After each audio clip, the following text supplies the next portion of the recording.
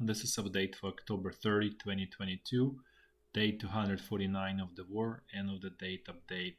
So, as always, general sort of topics at the beginning, and then we're going to switch to the walk through the front line. Uh, uh, so let's first start with energy situation in Ukraine, or electricity, to be more precise. So situation has stabilized somewhat recently, and actually the reason for that is Ukraine started importing electricity from Slovakia, which is this is Poland, and Slovakia is just right there. This is right south of Poland. So and the export is, I think I reported like 3 or 4 days ago, Ukraine tested import of electricity, and starting from I think yesterday, there was sort of initial import of electricity, and today was even more. So it's a Ukraine is turning into from exporter of electricity into net importer, and prices in Europe are much higher for the reason we discussed here many times. So that's going to be another net negative for Ukraine as economy, as a system, and its ability to defend itself. What it also tells us is that apparently some of the um, power generation stations are kind of like blocked, and they cannot, basically they operate, but the power lines are or transformers are damaged, and so there is no ability to offtake electricity from those. But there is apparently somehow line that goes all the way, as you can imagine, from Slovakia to Ukraine available. So again, there is a question about now about the extent of damage that's being done to electricity distribution network. But it's definitely, there is definitely significant damage, but apparently there's still somehow a line available that allows to bring electricity to the rest of the country. So situation there a little bit stabilized, and then now let's actually switch a little bit to to artillery. Ukraine received 20 to 30 uh, self-propelled howitzers, M109L from Italy, which is really great help. They are not the sort of newest and everything, but at the same time, Ukraine is quickly losing its old Soviet artillery, just because the the barrel is getting sort of worn out. There is a rifling. So just for those who don't know much, there is a rifling inside of the barrel over of those howitzers that helps the shell to be more precise when it flies and hits the target. Still not terribly precise, but otherwise it would be totally terrible. So as you shoot shells through the bore, that rifling gets worn out. Eventually, it's becoming almost non-existent, and then precision really drops significantly, and the gun is essentially useless. So that's what's really happening in large numbers with old Soviet self-propelled howitzers that Ukraine had, and it really needs replacement. So and plus Ukraine is switching to NATO caliber, so like 155 millimeter instead of 152 that Soviet Union used to have. So this also means that there is going on replacement of the equipment from the old Soviet to, I'd say, old Western equipment, because these howitzers are all old equipment. They are basically no longer in service in Italian army, but it's still excellent, great help for Ukraine. And it looks like the new government in Italy is actually sort of helping Ukraine more than the previous one. And especially that's a big surprise, given that there was a lot of rhetoric that it's going to be pro-Russian government, which proves anything but that. In addition, there are news that Italy has 300 of this M109Ls in its inventory that's not being used and not needed by the Italian army. So that really means that Ukraine can get another up to 300 of those, which would be excellent, uh, you know, help for Ukrainian army as a whole, and definitely gonna uh, help Ukrainian forces. That's about M109L, which is, for those who don't know, this is U.S. made, U.S. self-propelled howitzer basically, but it's was basically based sort of standard equipment in all of the NATO essentially, or used to be, I guess. Then there's another interesting related update is that Lithuania is repairing Panzerhaubitzer 2000 for Ukraine, and they are repairing 12 units. And just so you know, Ukraine got in total 12 units, four more coming, but Ukraine got 12 units. So it's essentially like, they've been in use probably, I don't remember, like since probably June or maybe even July. So it's not really much of sort of useful life in those in them, which is extremely concerning because apparently this is a major engineering flaw that they are not, they not built to last. Basically, that's a conclusion I would take. And there were also some incidents with scraps where the barrels would explode. So I would say this is all of this evidence points that the quality of manufacturing and also quality of the engineering sort is definitely not quite there where they need to be for the real war. Let's put this way. Not for the parade, it all looks great, but for the real war, they don't stand the test of the environment where they are.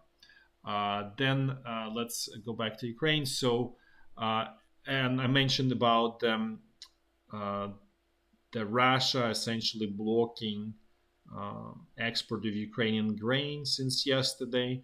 So, just as update, how many vessels stuck around Odessa? So that's all Chernomorsk, Odessa. This is at this point two main ports, because also used to be Mykolaiv and Kherson, but for obvious reasons they're not being used anymore.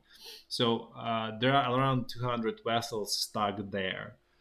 So what this really means is, even let's say Russia agrees to renew this whole trade going forward, which all everything indicates that they will not, even though it makes sense for them as well, because they were able to export grain as well, and they have large crop this year, so they definitely have incentives to export that. uh, However, it doesn't look basically for Russia, it's more important to hurt Ukraine in terms of finance and financially, then get some gain from its own exports. But anyways, and then going back, if Russia, let's say, decides to open it up again, the problem is there is bad sort of precedent from a perspective of the marine insurers and vessel owners. So they would be charging really high rates to go to Ukraine, which then again makes the whole trade unprofitable. So it's possible that Russia did quite a bit of damage, not even for right now, but for the future. But remains to be seen what's going to happen there at this point. Now let's let's switch to the walk through the front line situation along the state, and we're going to do it in a clockwise fashion, going from north to south and then west. So situation along the state border more or less quiet or quieter than it used to be. Now let's move to North Luhansk front line. Here, Ukrainian troops are trying to attack. So as we discussed, they trying to cut off this road here, but the road is not the main sort of uh, problem or objective. The objective is to cross the river and establish bridgehead, because that really creates huge threat for the Russian troops and essentially forces withdrawal all the way from here and all the way, from here. So it's this would be really a decisive move. However, as we discussed, Russian troops now have more boots on the ground, so defensive positions are stronger. So this attack was not successful. And as I said many times, this the right moment has been lost. Essentially, it's lost opportunity, as I said. Now let's look at North Donbass front line. Things here are pretty much as a broken record, the same. Wagner mercenaries continuing their attacks in Bakhmut, Soledar without much success. Uh, so really nothing really new here. Let's put it this way. And while we on Wagner mercenaries, the let's say formal owner or sort of yeah, I guess you can call it former owner. He now suggested shutting down Google and YouTube in Russia. So remains to be seen what's going to happen there. Now let's move to central Donbass front line. Things here are looks like much more active. As you can see, Russian troops are attacking out of this northern salient here and trying to expand it, and then the same is going on here out of this Pisky salient. As I mentioned, Russian troops essentially got into like village called Vodyane here north of Pisky. That really creates big problems for Ukrainian troops in terms of its defensive position or the coherent defensive line here. Then there are attacks in Marinka, which lead to nowhere as always, and Novomikhailivka. The only attack that apparently is yielding success to Russian troops is this attack towards Pavlivka. So they, and this is unverified, but they claim that they essentially at this point fighting in Pavlivka, which means it's being contested. So the Ukrainian defensive positions which are south of Pavlivka were penetrated, and the Russian troops were able to advance all the way to Pavlivka, including Pavlivka itself. So there is fighting going on in the Pavlivka. Where it all end up, we'll see. At this point, even the loss of the Pavlivka doesn't really change anything as long as Vugledar holds. It's kind of like a cornerstone of Ukrainian defenses, because it kind of creates this kind of like wedge into Russian territory and into Russian controlled area, and as long as it holds, this will prevent Russian troops from being able to move sort of north and kind of create a pincer sort of, because the logic on the Russian side is the following: is all of these attacks that are happening sort of like on this front line, Novomikhailivka, Marinka, the Pisky, and even this one, they don't quite lead to anything. There are heavy losses, and with this pace, they can continue doing for another year without much success. So they actively trying to figure out where else they can sort of breach Ukrainian defenses and achieve what they want, which the initial sort of goal here is to push Ukrainian troops as far as possible from Donetsk, which is obvious, right? But so far they were not successful, with the exception of Pavlivka.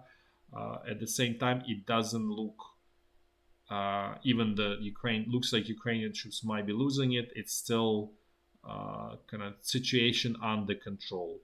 We'll see how it all goes later.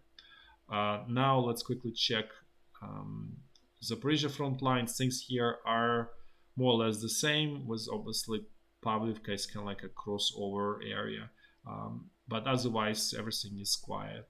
Now let's move to Kherson bridgehead. Things here are quiet. It's essentially stalemate. Ukrainian command is focused on attacking, disrupting Russian supplies. There were again attacks with HIMARS systems against the Russian ferries, Russian pontoons. Uh, the extent of the damage is unknown, but I'm sure that some of them did hit the targets. That's it for today. Thanks for watching, and until tomorrow, bye bye.